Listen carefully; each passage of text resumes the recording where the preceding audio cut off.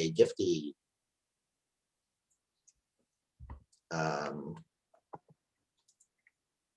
Yeah, I wonder if she's having a difficulty getting in.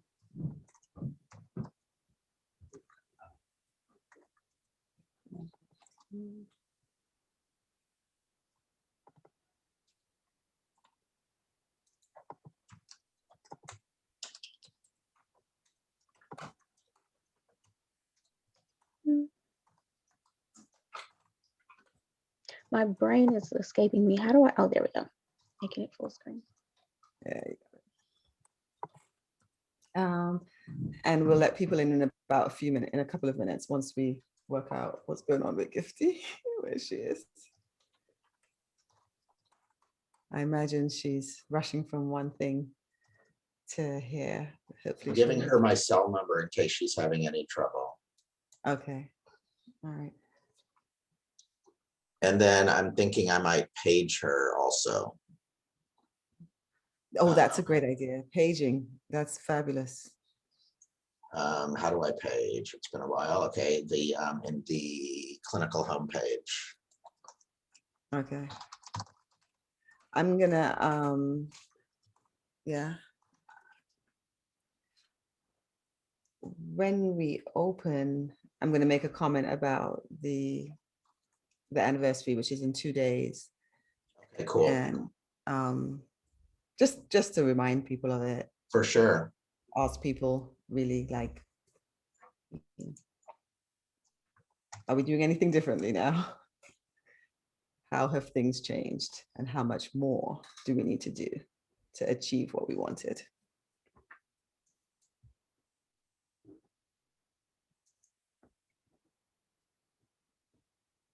I'm trying to make a non-clinical page, but I'm well,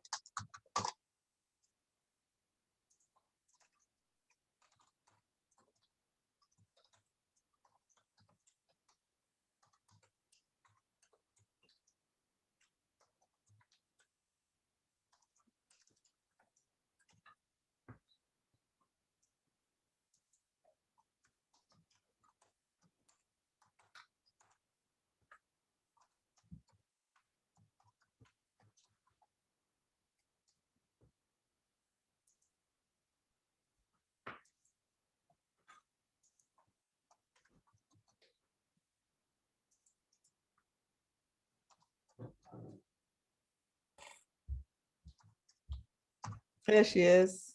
oh, Yay. That's a little bit of stress. Gifty, you're here. Yes, yes, I am. Sorry, my computer crashed, and so I had to reboot everything. I was like, I was just about to hit send on the page I was sending you. Do you have slides or no? I do have slides. Okay, hopefully you can share them. Do you want to try briefly to share? Yes, I could do that. 1 second.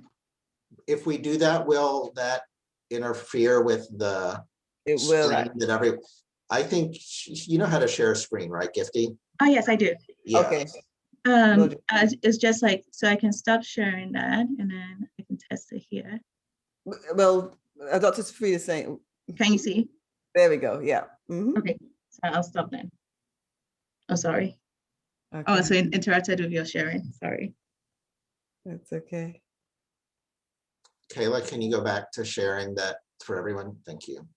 You can share the one without the. Oh, there we go. Oh, and it counted. Perfect. Yeah. And so when we hit the time, I guess I'll click start webinar. It says attendees can't join until I start the webinar. So maybe I should start it right now. If they're not in a waiting room, I'm going to press start. Yeah, I think we should. Okay.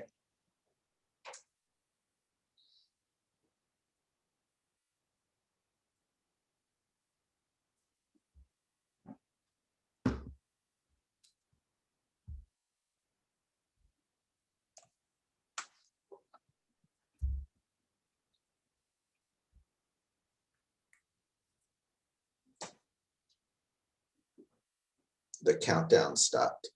Yeah, it stopped because we changed the slide. Oh, sorry. That's my fault. No problem. We have people coming in, so we'll give the 36 seconds and then start.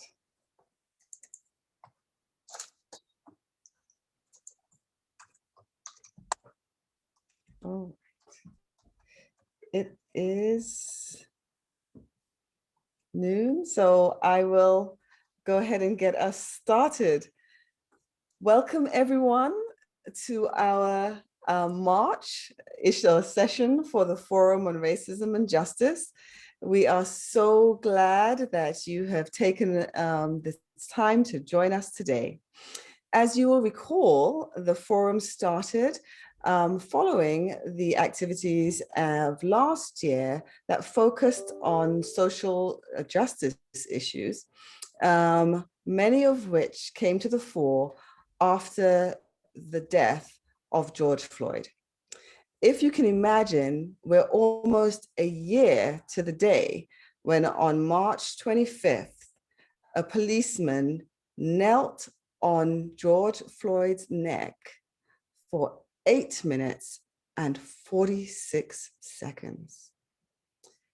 If you can remember how you felt when you first saw that video, if you can remember the outrage that you experienced, that someone should do that to another human being. And now think about where we are a year later. What things are we doing differently than we did before his death? How have things changed? And what more do we need to do to be able to experience the changes that we all want to see? I'm just hoping that we can think about that in the next few days and weeks and months as we move forward in our efforts to make a change within our department and the world at large. And so for today, without further ado, I'm going to turn over to Dr. Freed, who will introduce our speaker for today and remind you that please, if you have questions and comments, thoughts, reflections, please feel free to put them in the chat. Thank you so much. Dr. Freed. Thank you. I'm thrilled to be able to introduce for the Forum on Racism and Justice, Dr. Gifty Kwaki. She's an assistant professor at the University of Michigan and serves as the clerkship director in the Department of Surgery. She was born in Ghana, completing her secondary school education there prior to moving to the United States in pursuit of her dream of becoming a doctor. She obtained both her undergraduate and medical degrees from Yale and holds a master's in public health from Johns Hopkins. She's board certified both in general surgery and in colorectal surgery, and her research interests lie in improving health disparities globally, tackling colorectal cancer screening, and addressing treatment outcomes among populations in Africa, but also among migrants here in the United States. She also conducts research on pelvic floor disorders that occur due to female genital circumcision. I'm also proud to say that she is a friend and colleague of mine, from whom I have learned a tremendous amount about perspectives and from the benefit of having her share some of her experiences with me. And that's what led us to invite Dr. Kwaki to be our speaker this month, where she is going to talk to us about the experience of becoming Black in America. So thank you very much for joining us. It's great to have you here, and we're all looking forward to your presentation. Thank you, Dr. Freed. I'm going to share my slides, so just 1 second.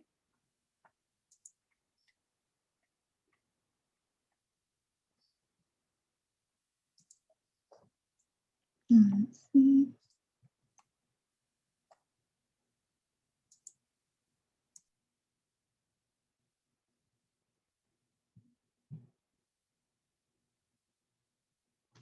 Can you see the screen okay? Yes, perfect. Okay, awesome.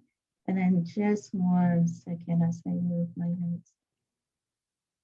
Sorry, I have a couple of things in different places, so I apologize from that. I'm using like 3 screens here.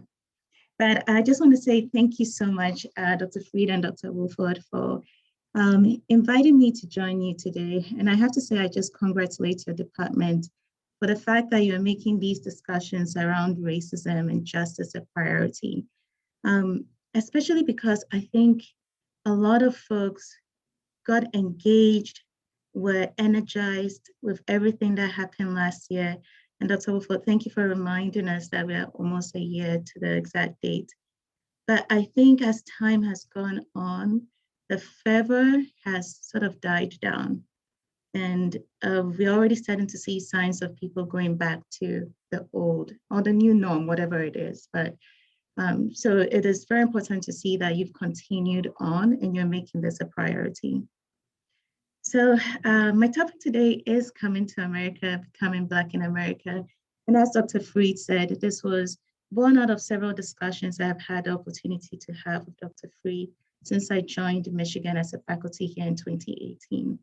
And I have to say, it has been a blessing to be able to open to someone that I call an ally in this place. And I am very grateful for the gift of just being heard. But sometimes that's all that we seek, just someone who is willing to give us the time and to listen without being defensive, without arguing, without pushing back. So I have no disclosures. I will say that I am a lifelong learner. I actually take pride in that. Like many of you, I realize I am not perfect and I don't know it all. I make mistakes.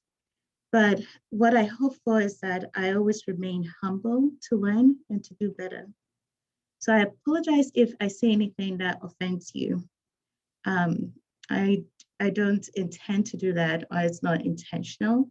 And if I do, I welcome an email, a message, because I think the only way we get better and we learn is from open, healthy dialogue. I will also say that this is my story. In some ways, I am as plain vanilla as they come. And in other ways, I'm like one of those ice cream candy mix thing that you can get from Cold Stone, which has everything in it. It is my intersectionality of everything that makes me me. I am unique in some ways. I am also very average in other ways. So what I have here, I do not intend to speak for a single people. I do not intend to explain what a Black experience in America is, because honestly, I am still learning that myself. And I would also say that for those of you or all of us who became more woke in 2020, this is just to remind us that racism, injustice, and everything that we're going to be talking about, it's been here for decades. You know, it's not like it suddenly happened in 2020. I think the reality, the harsh truth is that we just consciously chose to ignore it because it didn't impact us. And 2020 just forced us to pay a little bit of a closer attention. So now we are all woke, hopefully most of us are, and we have to engage in certain dialogues, but this has been going on for far longer than that. So I was born in Ghana, as Dr. Fried said. This is a country along the coast of West Africa, and it used to be known as the Gold Coast prior to it gaining independence from the British in 1957. Now, depending on which sources you look at, it is believed that there are over 70 ethnic groups in Ghana, and each one has its own language. One source I looked at said 100 ethnic groups. You think about the size of the country, that's small. It's a small country with a lot of folks packed into one space. There are some similarities between some of the languages, so they group them into family groups, and so there are about 9 family groups. Our official language is English. It is the means through which education is performed, is how I went through school. I have been asked frequently, how come I speak English? And it's like, that's how you had to speak English to go to school. You actually could get punished when I was growing up if you spoke a local dialect at school because it was not the official language. Now, one of the things that gets lost frequently in history lessons is that many African countries had a system of governance that existed before they were colonized. Ghana's chiefs had a lot of power then, and they still do now. This is one of our current chiefs. Ghana is also known for a lot of things. It's known for our rich mineral deposits, including our gold. And this is something that has become a huge focus for neocolonialism, like the way Western countries are still exploiting African countries for their resources. Some of you might also know Ghana as a place where your cocoa comes from, that is used to make your chocolate and some of your favorite beverages. The other thing that Ghana is known for is its history, or the part it played in slavery. It was one of the places where a lot of Africans were ripped from their homes and chartered across oceans as slaves. In 1619, the first shipment of slaves arrived here in the USA. In December 2019, to mark the 400-year anniversary, Ghana declared it as a year of remembrance. And Africans from across the diaspora were asked to return home, to return to Ghana. And I have had the opportunity to interact with several faculty here at University of Michigan who did just that. They went down for the year of remembrance in Ghana. And if we have an opportunity to bring one of them on just to discuss their journey, it is absolutely inspiring. Just to go back, as for some of them, they had never been to Africa, but to return to their roots, it's amazing. I particularly like this messaging that was set up by the government. We have a lot of symbols. We tend to talk with symbols instead of like long language and prose. And so we use symbols, or we use very short proverbs. And so they outline in this slide some of the symbols that they used to signal or celebrate this year of return. And these are two Adinkra symbols reflecting emancipation, freedom, and independence.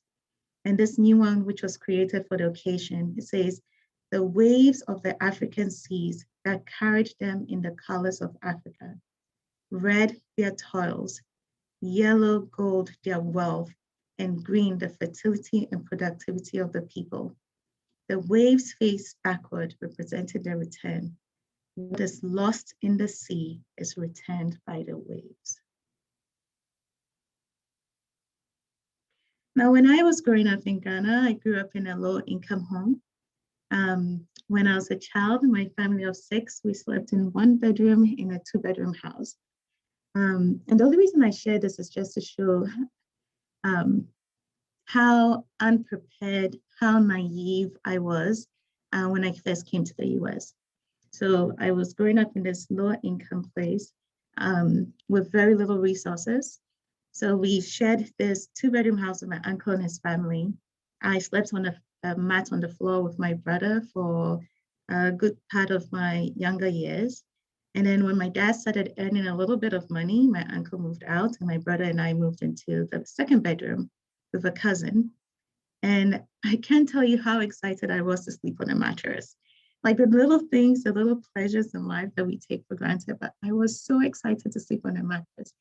Even though the mattress was old and it was worn out, and there were these springs, it was one of these spring mattresses which had, some of the springs had broken and were sticking out. And so if you rolled the wrong way, it would just like tug at your skin and rip at it and leave scars.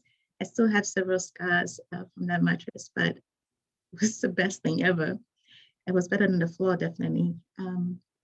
What I loved doing was escaping. The way I sort of got through every day was just through reading. I loved to read. And if I joke that what else were we supposed to do when there wasn't much to watch on TV? We had one TV station was on for several hours each day, mainly the news. On the weekend, if you're lucky, they would show a movie. It was called a feature movie, and they would select whatever movie it was. But I would walk miles to my closest library just to get my hands on the books. The books I loved reading, the one which gave me, I think, the best insight into America was the Sweet Valley. I don't know if any of you ever read Sweet Valley, but it was Sweet Valley Twins, Sweet Valley High, Sweet Valley University. I also loved the Enid Blyton series. So we had the Enid Blyton, Secret 7, Famous 5. There was also Nancy Drew with her books. And as I said, the TV, I think my TV looks very similar to that. But I had this TV, and if they did show a feature movie, it was one of these like Rambo, Commando, always someone with ripped biceps running around, blowing things up, saving the day. Or it was mutated rats and cockroaches in New York City eating people up. And up to this day, I am petrified of New York. Each time I go to New York, I feel like I'm going to be eaten up. And it's no matter how much I've been there, I am still convinced there's something mutated in the subways. But it's just so interesting how our views are framed by the things that we see in social media, that we read in the books that we have, that we hear from others, and how that creates a perception of a place. I can tell you that what I thought of America was New York was this crazy place. Everyone else lived in a farm or close to a farm. Americans made their own butter and cream.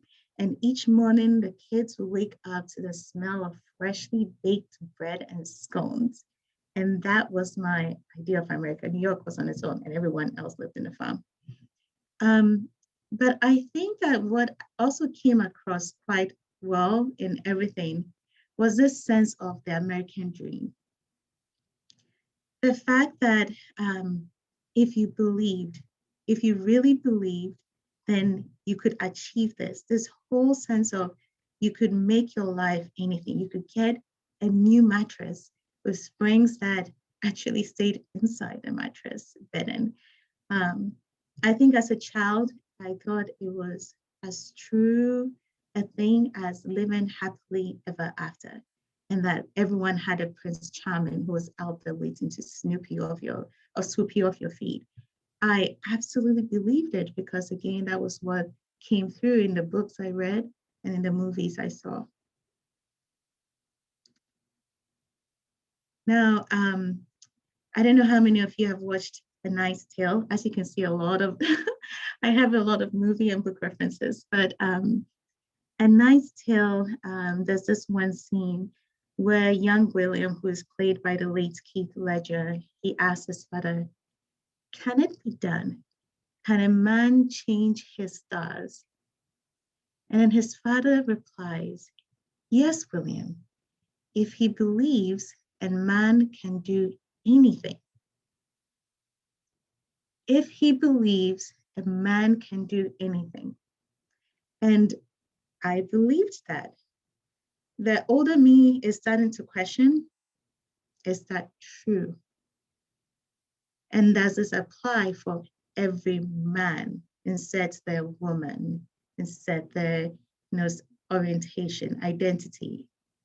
Is that true if we believe hard enough? So my journey, I know Coming to America Too just came out. And definitely when I came to America, it was not like this. Definitely was no hill, no red carpet, nothing like that. But I came to America because I was seeking to change my stars, because I believed I wanted to be a doctor. I was told so many times that I couldn't because I was a female. I actually went to one of the best girls' science schools in Ghana, and they prided themselves on training us to be leaders, to be the first of a lot of things. But then also, each one of us had to learn how to be good at cleaning, learn how to do some cooking, learn how to repair men's stuff and take care of it. Because if you didn't become what you wanted to, at least you'd be the wife of a very important man. And so you needed to know how to take care of your family really well. So when I wanted to be a doctor, and thinking about what I had seen, the American dream, if I tried really hard, I could change my stars. It wouldn't matter that I was a female. I could become a doctor. So I came here, and I didn't understand why anyone would think otherwise.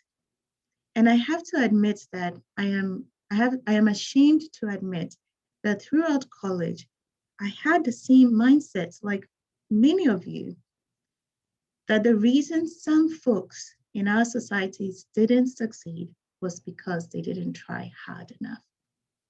And I am ashamed of myself.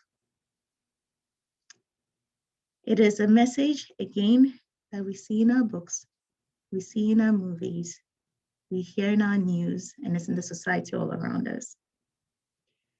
That is the thing about structural racism when you think about it, about injustice.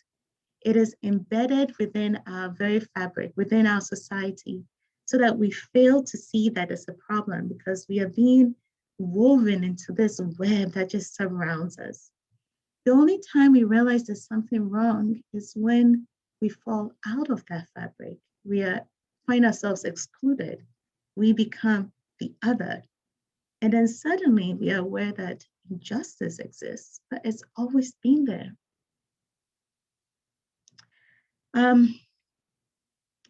I hope that, I'm just going to show a picture, so I'm going backwards. So I wanted to take you through my journey and then lay it out for you in different stages, sort of like grouping it around the different times or stages in my training. So the picture to the left there, I hope you notice a couple of things. First, it's warm, it's sunny, it's tropical. And there's so many smiles and everyone is excited. And yes, they're all Black. They share a similar ethnic identity or color. And this is the environment I grew up in till high school. I was one of many. I was the majority. And then college came along, and I still remember the first time I set foot in New Haven, I was scared. Everything was loud, the sirens, everything. It definitely was not a farm. There were no cows running around. And it might surprise you that I came to college and actually had no idea where I was going. Because it wasn't that easy to get access to computers to look things up. All I knew was I was going to America, I was pursuing my dreams, and hadn't done a lot of research into where I was going, so I was really scared. I was fortunate that that week I arrived was International Students Orientation, and this happened a week prior to the start of school, which was actually very helpful. And I was roomed with a Chinese and a Greek student who both are still my very good friends. For the rest of the year, I actually shared a suite with 6 other American girls. And I have to say, they came from every single part of the US. It was amazing that they were able to bring all these folks into one space, including me being representing the international community. But even though they were American, they couldn't be more different in terms of their socioeconomic status, the dreams that they had, their physical and emotional needs. It was such a great, valuable microcosm to learn from. I didn't have to travel the country. It was right there for me. And one of the important lessons I learned was that you couldn't actually fit anyone into a neat box. And that's what the movies and the books failed to do or to reflect. The fact that there are so many differences, there's so many unique stories. So for instance, from the movies, I expected folks from Texas to have a very distinct accent. I expected them to wear cowboy boots and hats and all be Republican. But my roommate from Texas was different. She was African-American, barely had a Southern accent or Texan accent, and was a die-hard Democrat. She eventually became president of the club. That's how hardcore she was. And then throughout college, I identified myself as international, as an alien, which was consistent with the immigration documents I had to carry around and get stamped at the International Student Office yearly.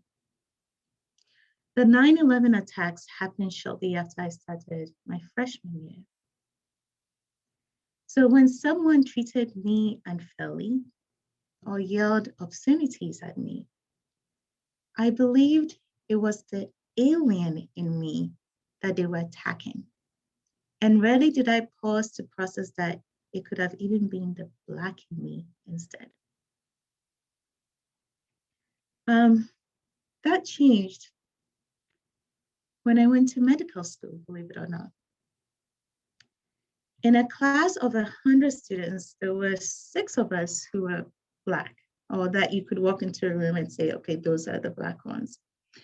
And I just remember the first day I went to class, and I was trying to find a spot to sit.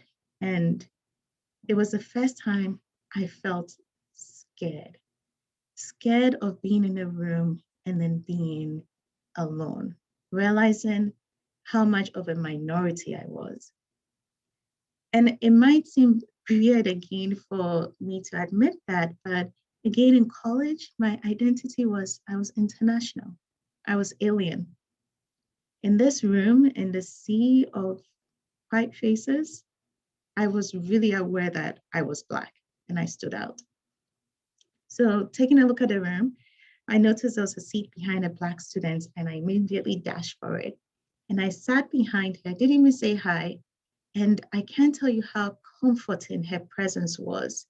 It was almost like, I'm not alone, we'll get through this, I'm safe. But just having that one Black other person in the room was what got me through that first day of medical school. And over time, the 6 of us became very good friends. Each time you'd walk into the classroom or the auditorium, we'll be sitting together. I realize now that that probably widened the divide between us and our classmates. Part of that was because we were trying to find a community, but another part of it was because we were trying to find strength each day to defend, to protect, and on a few occasions to fight back. And let me give you a few examples to illustrate my point of what I mean by this. So for one of our history of medicine lectures, we learned about the Tuskegee syphilis experiments. It was the first time I had heard about it, and I was furious. I was sad, and I was ashamed at myself for being ignorant. I was like, why didn't I know this before they brought it up on the screen? And then I should know this, I'm Black. You know, this is part of the history of this country. And I was really trying to process my own emotions with this whole thing. And so then we get broken into small groups. And as is always the case, whoever organizes these things tries to make the groups as diverse as possible. And we used to joke that they would sprinkle a little bit of melanin within the groups. So we never had a situation where any 2 Black students were in the same group. We would always find ourselves seated in a group of white students. And then the facilitator starts off the session and asks me to summarize the lesson, and then also to provide some insight into how the Black volunteers of the study might have felt. And I wanted to blurt back and say, why? Why me? What, because I'm Black? You think I have any idea what horrible things were done to these poor folks and how they felt? And volunteers? I mean, like, it just seemed so ridiculous. And again, I was dealing with my own emotions. And to be put on the spot in this group to speak on behalf of a people, I was still trying to figure out who I was in this whole space. But this frequently happened. On the wards, we would get called upon to fix a social situation with a patient who was Black and then who used drugs. It was always Black people and drugs. You'd hear people say all kinds of derogatory stuff about underrepresented minorities. And then you would have to awkwardly figure out where you stood because you were part of the medical team, or you were really trying to be part of the medical team. But at the same time, in that hallway, in that bed, was someone who looked exactly like you and was getting treated otherwise. And that was tough. And so when we would meet in class, we would sit together. The 6 of us would sit together because we needed to draw strength. We needed to defend. We needed to protect. And sometimes we needed to fight back. I tell some of my students that I have this very weird relationship with evaluations. I'm really trying to figure out, how do we evaluate our students? How do we do it in a fair way? How do we sort of take out some of these issues with structural racism that is built in it? And a lot of my issues, my own personal issues with evaluations, come from some of the experiences I had in medical school. One that really stands out for me is my psych rotation, where one professor in his evaluation didn't say anything about my interactions with patients or anything like that. He wrote a ton about how my mastery of the English language is so impressive. He can't actually believe that I can speak and communicate in such an impressive way. He said my notes were great. He did say that. There was another professor. He lamented on the fact that I couldn't speak English. My notes were terrible. He showed the patients couldn't understand a word I said, and he recommended that I take English as a second language before continuing on with any of my other rotations. This was the same rotation, two professors who saw me, perceived me in totally different ways, and all they could comment on was my language skills, which hopefully by that time in medical school should have been developed enough. But those things stand out. Again, this is the first time I was realizing my role. I was being treated as a minority. The first time that I was realizing, wait, it's not because I'm alien, it's because of something else. Now, even though these things hurt, they didn't break me. I think it made me even more determined. Now, with old age comes wisdom. With children comes a new sense of vulnerability and a unique experience to see the world through the eyes of others. I have two daughters. I was blessed to have them after a series of miscarriages, some of them late trimester miscarriages. My daughters are the world to me. When I moved here in 2018, my oldest was 4 and my youngest was 3. I knew Ann Arbor wasn't diverse. I had worried about it during my interviews, but I had been reassured by the liberal environment and a very supportive culture. A lot of folks would say stuff like, Ann Arbor itself is very liberal, is it blue, the little blue in a sea of red. So long as they were here, they would be okay. My husband and I talked about it, and we thought we were prepared. 3 months into being here, my 3-year-old started playing quite a bit with soap and water, which she still does today. And I guess if we had had any child psychologist come by, they would have picked up on the warning signs, but we totally missed it. I definitely was so busy with everything. And I guess because I came to the US as an adult, I thought I was an adult, I had never grown up in the US as a child. So I was very clueless to what was going on. But my youngest daughter would come home from school and she would immediately go to the washroom and she would pour out the hand soap. It was just like the entire hand soap on herself, and she would scrub away. She would spend like maybe 30 minutes to an hour sometimes there just washing. And we thought she was just like playing. She's also the child who used to write on the walls. We had to do a lot of work on like, you write on this and not the walls. And so we just thought it was her acting out. We were in a new town, she was just acting out. And we had also gotten rid of her pacifier. So that was another thing we're like, so we tried hiding this hand soap. I am ashamed to admit, sometimes I lost my cool, yelled a little bit whilst cleaning the floors after her messes. We tried distracting her with other things, but each time she would find herself in near water she would need to clean. Then one day my mom joined her for a school trip, and a friend of my daughter's came up to my mom, and then she said, there's a problem with Joy's skin. She said, it's a problem with yours too. And then the girl, as I'm doing, raises up her hands and says, look at my hands. These are clean. Joy's hands are dirty and she needs to wash them.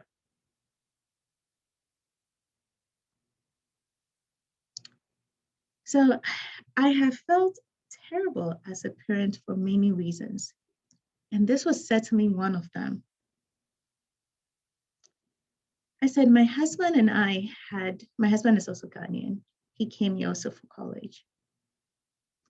There's something about growing up as a majority. You have a frame, you have a sense of who you are. You might be pushed a little bit by the words of others, the actions of others, but at least deep down, you know who you are. We had failed to realize that our daughters were growing up as minorities in America. They were growing up Black in America, which is so different from me coming here and then figuring and navigating what it meant to be Black in America. My daughters are African American in the true sense of the word. And we had failed. I don't think I had told my daughters that they were beautiful. Of course they were beautiful. I had talked to them about their names and what they represent. We had celebrated all kinds of things, but I can't remember ever telling them this, you're beautiful.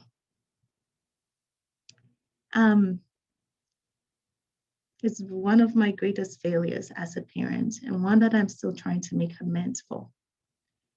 We have spent another thing I realized was that we actually had no books in the house that had Black leading characters.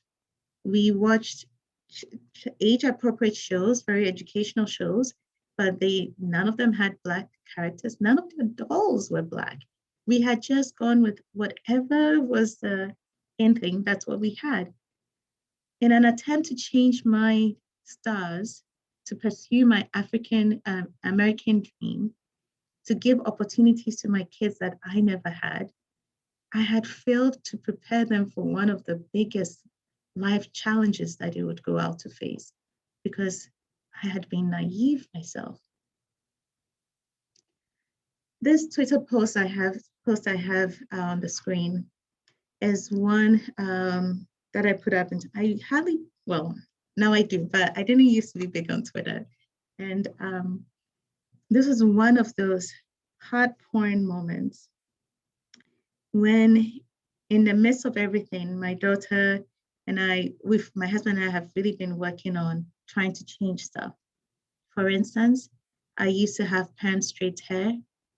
For the first time in my life, I said from growing up in Ghana, I got rid of and it went natural. And for some of you might understand what that means. But it was important for my children to see what natural Black beauty looks like, because they were struggling in school and asking why, because other folks were asking why. We've changed in terms of if you notice my jewelry, everything, there's this renewed intent to me, the realization that I need to show up and represent, not only for myself, but for others who are looking, for other children who might be out there who are looking for a place where they belong. Like the medical student in that class that first day, whose presence itself made a difference. But even being here and celebrating and talking about being African, being African American, celebrating all of that is important because it shows someone else that they have a seat at this table. But this was something I wrote, and the only part of it I'll read out is, I grew up in Ghana. I recall learning and hearing many poems and songs celebrating Black beauty. Maybe it was a conscious attempt to erase some of the damage colonial rule had done. But an African queen was who I was raised to be until I got here to America and was told otherwise.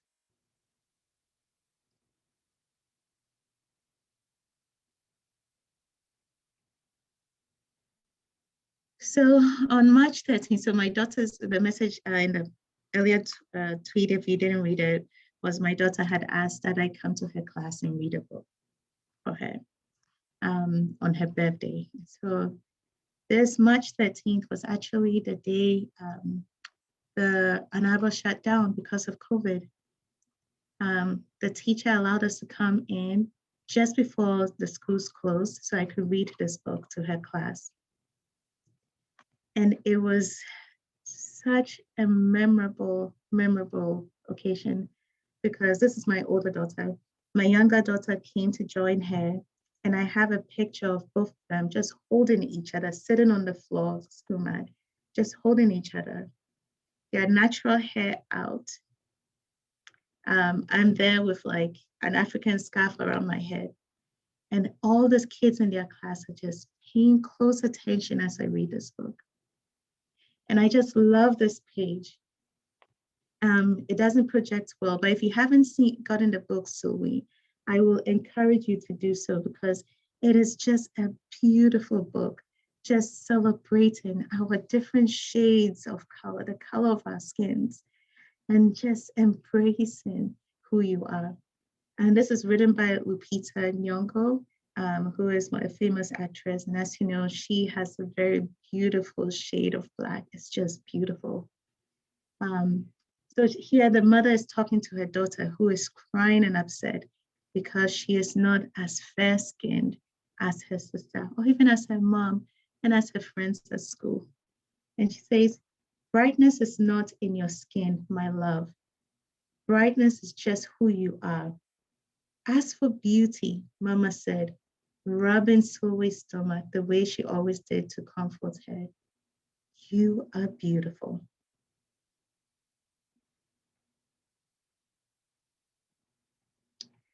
So I have gone through a lot. And again, this is just, I would open it up to questions and then a discussion with the audience. But my family and I are still going on this journey here. It's been, I would love to say we've made a lot of progress, and sometimes I feel like we have. But just last week, or was it 2 weeks ago, my youngest one, the one who has the thing washing her skin all the time, she hasn't said a lot recently about her friend or some of the things that are going on in school. But she came, saw me dressing up, and she told me, Mommy, I'm so excited because Grandma let me put lotion on myself. And I put a lot on me. And I was like, why? And she said, because it was white. And each time I put a lot because it made my skin look better. And I realized there's still a lot that needs to be done. I also realized that some of this damage, when we talk about how deep structural racism is, how deep the mindset that it creates.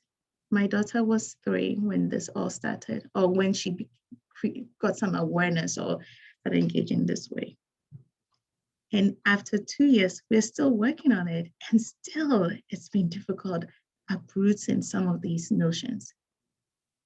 In class, when she's not called upon, when neither one of them is called upon, trying to understand or make sense of it, you know the first thing they ask? They say, Mommy, the teacher didn't call us in class. They say, teacher said, raise up your hands and I'll call you. It's like, I raised my hand up. Someone unmuted on Zoom and then yelled. They kept on yelling, teacher didn't say they should stop doing that. The teacher let them speak. And they would say, Mommy, should I unmute? And I was like, no, you shouldn't do that. They say, Mommy, we didn't unmute. We still kept our hand up. No one called on us. And usually they'll follow that by saying, it is because I'm Black. Because our minds, especially as children, we try to make sense of the world around us. And one of my fears is that they are going to get, as they grow older, they're going to get handicapped by what they see around them, what they hear being said to them, or not said, the books they read. And all of that is going to tell them that they are not valuable, that they can't succeed, and that the American dream in reality is for some, but not for all. So for a while now, almost like every day, this is the mantra my family we say. The first four is stuff I had the kids start doing, and they actually added the last ones, which gives me hope. Says, I am strong, and we have them do actions. So I am strong. I am smart. I am beautiful, and I can do it. And then they will say, and we love each other, and they'll come in and embrace. And we care for each other. And for brave, they've been watching some Supergirl and Superhero. They'll say, we are brave. And the we are silly was added 2 weeks ago. My husband is not a fan of that, but we are silly. Thank you for listening.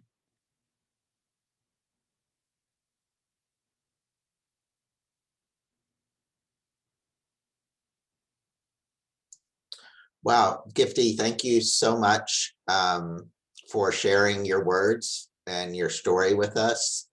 I think there's a lot for people here to process and to take to heart about understanding the experiences of others. I was wondering if you could share just a little bit about the importance of names. That was one of the things that you and I spoke about one time, and your decision on what names to use. And I think if you feel comfortable talking about that, I think it'd be great. We would appreciate hearing from you about the importance of names. Yeah, absolutely. It's interesting because growing up in Ghana, again, I guess just from the British colonial rule, we were always taught, or we learned in Ghana what British colonialism looked like. But it was always framed in this positive vein of the British came, they brought us Christianity. They brought us all these opportunities and education. So it was good. It was good that we were colonized. And there's some people who believe that, and I did for long as well.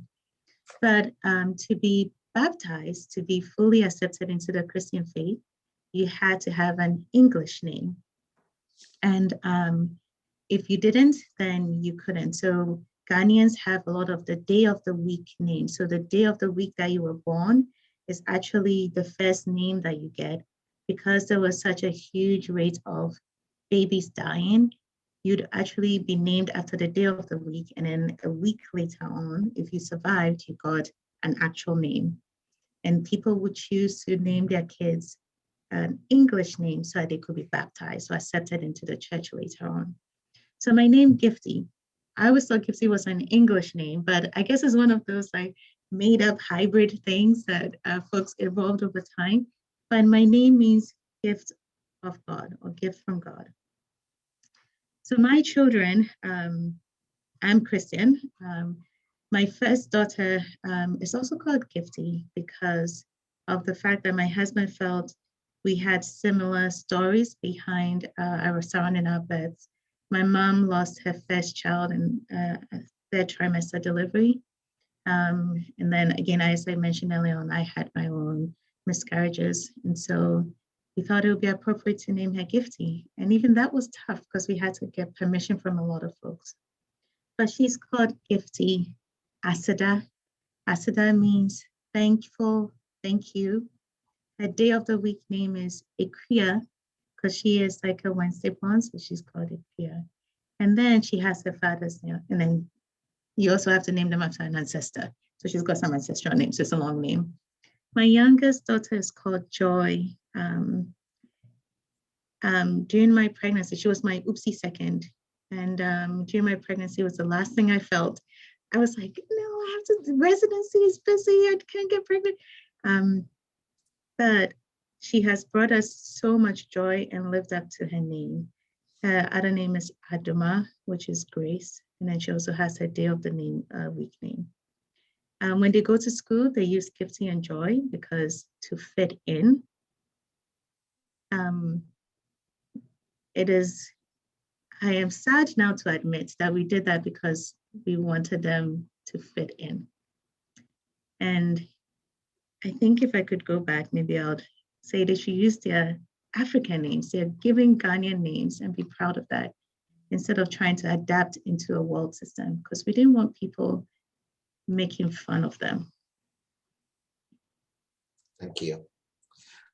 There's so many thank yous in the chat. If anyone has any questions for Dr. Kwaki, please feel free to put them into the chat function.